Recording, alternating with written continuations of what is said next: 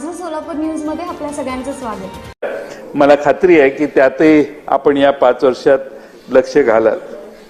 मागच्या 2.5 वर्षामध्ये अनेक गोष्टी आपल्या समोर झाल्या, पण ज्याचा उल्लेख झाला की कोर्ट म्हणून आपल्याला जास्त काळ काम करायला लागलं आणि आम्ही सगळे आपल्या समोर येऊन आमची बाजू मांडायला लागलो। त्यावेळी मला हेही मान्य केलं पाहिजे की कोर्ट म्हणून वरच्या 4थ्या मजल्यावर बसून त्यांनी न्यायदानाचं काम करताना देखील आम्हाला अतिशय उत्तम सहकार्य केलं। कधीही त्यांच्या बॉडी लँग्वेज मध्ये, त्यांच्या बोलण्यामध्ये कधीही दुजापणा आम्हाला कधी दिसला नाही। उलट आम्ही साक्ष देताना जे बोललो त्याच्या दुरुस्त्या करायच्यासाठी देखील ते मदत करायचे।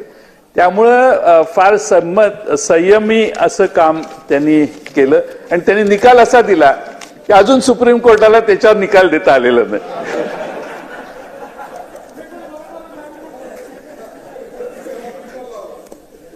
सुप्रीम कोर्टाचा निर्णय, यांनी जो निर्णय दिला त्याच्यात सुप्रीम कोर्ट अजून विचार करतंय। एक जज, एक चीफ जस्टिस घरी गेले सुप्रीम कोर्टाचे, त्यांनी त्याला हात लावला नाही, त्याच्यावर भाष्य केलं नाही। पण एक मी तुम्हाला आभार मानले पाहिजेत, काय का असे ना, त्यावेळी कोणाची बाजू चांगली कोणाची बाजू, तुम्ही कोणाला डिस्क्वालिफाय केलं नाही। सगळ्यात विशेष महत्वाचं म्हणजे ते डिस्क्वालिफिकेशन होणं आणि परत त्यांनी आपल्या स्वतःची इंडिव्हिज्युअल लढाई करत बसणे। त्यामुळे त्याबद्दलही उशिरा का होईना मी तुमचे आभार मानेन।